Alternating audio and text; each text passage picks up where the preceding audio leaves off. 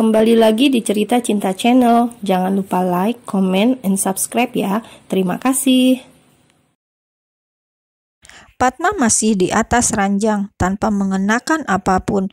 Guntur sudah merampas semua pakaian wanita itu dengan paksa, tanpa izin, tanpa kelembutan. Padma yang memejamkan mata rapat-rapat menahan rasa sakit di sekujur tubuhnya. Rasa perih bercampur sakit, luka batin dan juga luka fisik kini ia rasakan akibat ulah Guntur. Lalu, di mana pria pembawa luka tersebut? Dia ada di dalam kamar mandi, membersihkan diri, menyirami kepalanya dengan air yang mengalir deras, biar ia tersadar atas apa yang sudah ia lakukan barusan. Buk! Guntur yang masih marah memukul tembok kamar dengan keras. Ini bukan yang ia harapkan dan ini bukan yang ia mau. Ia hanya ingin Padma kembali ke sisinya. Bukannya malah menolak kemudian menangis saat mereka berhubungan. Guntur sesungguhnya sangat tersiksa dan terganggu dengan sikap Padma yang telah jauh berubah. Wanita yang lugu sudah sangat berubah, bahkan malah sangat membencinya, membuat Guntur frustasi dan hanya bisa melampiaskan pada tembok kamar mandi di sebelahnya. Beberapa saat kemudian, Guntur keluar kamar mandi dengan tubuh yang masih basah, bahkan rambutnya masih meneteskan banyak air. Ia hanya memakai handuk yang melilit di pinggangnya, kemudian menatap Padma yang sudah duduk di tepi ranjang dengan selimut yang membalut tubuhnya. "Bersihkan tubuhmu," titah Guntur dengan datar. Padma tidak menjawab. Ia hanya berjalan tanpa menatap Guntur. Sakit hatinya atas perlakuan Guntur barusan, sehingga ia mengabaikan Guntur. Ia anggap sebagai angin yang tak terlihat. Di dalam kamar mandi, Padma membersihkan seluruh tubuhnya dari sisa-sisa sentuhan Guntur. Sorot matanya menatap marah pada cermin yang ada di depannya. Klek! Guntur menoleh. Dilihatnya Padma hanya memakai handuk dan itu membuat kaki jenjang Padma terekspos. Sempat menelan ludah sesaat, kemudian Guntur langsung berdiri. Pria itu menuju lemari, mengambil salah satu kemeja miliknya, warna putih, sebuah kemeja panjang yang biasanya ia pakai untuk berangkat kerja. "Pakai ini," seru Guntur sembari menatap Padma. Padma yang masih sakit hati kemudian mengambil kemeja putih tersebut. Ia kembali ke kamar mandi, lalu sesaat kemudian muncul dengan kemeja yang kebesaran saat ia kenakan. Meskipun kebesaran, tapi Padma merasa tidak nyaman sebab itu terlalu rendah, seperti dress yang tanggung. Bila membungkuk sedikit saja, sudah pasti kelihatan bumpernya. Sepertinya Guntur sengaja, padahal ia punya piyama set yang ada celana pendeknya. "Tidak ada pakaian lain?" tanya Padma gengsi. Sebenarnya ia tidak mau bicara pada Guntur, namun ia tidak nyaman mengenakan baju yang menggoda iman tersebut. "Cari saja sendiri," kata Guntur sembari menatap lemari besar yang ada di dalam kamar itu. Padma pun tidak sungkan, tidak malu-malu seperti dulu. Ia langsung saja mencari baju Guntur yang pas untuk ia kenakan. Sebuah kaos pendek dan celana kolor. Itu lebih baik daripada kemeja putih yang mengganggu ini. Selesai ganti pakaian, Padma kemudian mengulurkan tangannya. "Mana kunci mobilku dan buka pintunya?" Guntur melirik sinis. "Besok, sudah malam, besok aku antar," terang Guntur sangat tegas. "Oke, kamu mau aku berteriak kencang sampai tetangga apartemen di sini dengar?" ancam Padma. "Jangan mulai lagi, istirahatlah, aku lelah." Guntur langsung keluar kamar. Pria itu juga sudah ganti dengan pakaian santai, kemudian rebahan di sofa ruang tamu.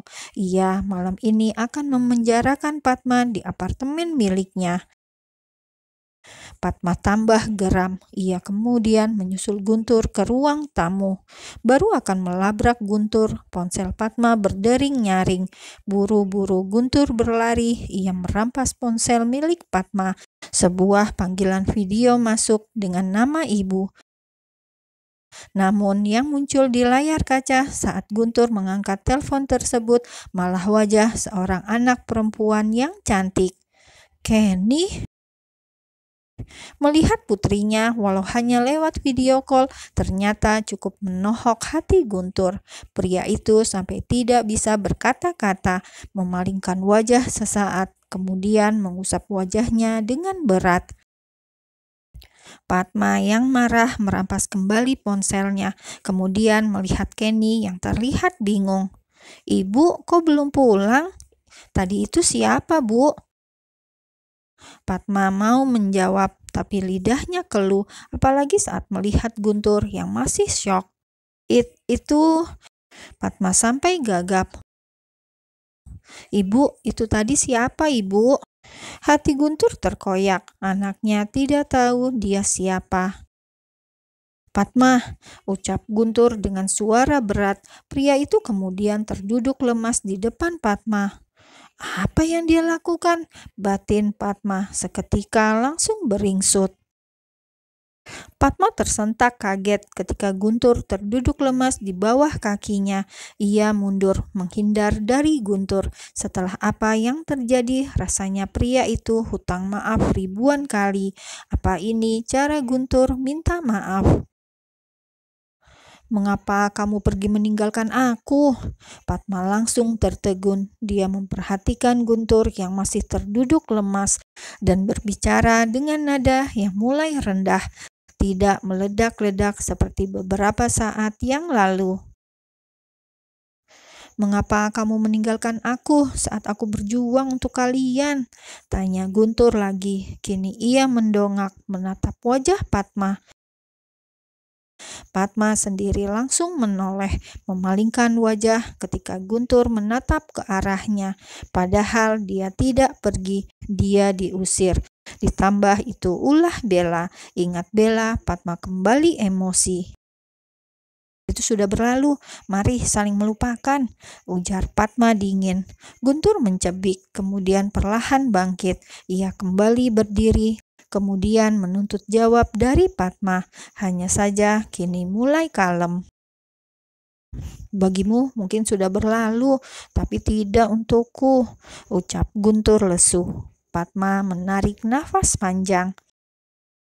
"Dari awal pernikahan ini sudah salah, kita sangat berbeda. Aku yang terlalu naif dan terlanjur bodoh. Harusnya kita berpisah sejak lama." Guntur tersenyum getir mendengar kata-kata Padma. "Ya, pernikahan kita memang kesalahanku," jelek. Entah mengapa hati Padma sedikit tersentil dan agak sakit. Jika pernikahan mereka salah, apakah Kenny lahir dari sebuah kesalahan, bukan karena cinta mereka? "Kalau begitu, mari kita jangan saling mengusik. Aku mau hidup tenang," kata Padma. Guntur diam, mengusap wajahnya lagi. "Bagaimana jika aku tidak mau?" tanya pria tersebut. Guntur menatap Padma lama sekali, seolah ingin menembus mata wanita tersebut, ingin mencari tahu kebenaran dalam sorot mata Padma. Apakah memang di hati Padma sudah tidak ada dirinya? Ya, Padma kalah. Dia tidak betah saling menatap lama. Guntur selalu punya cara untuk menekan wanita tersebut. "Kamu tidak mau diusik kan? Tapi matamu bicara lain," ucap Guntur yakin. Padma langsung membalas. "Apa yang mataku bicarakan? Hanya ada benci.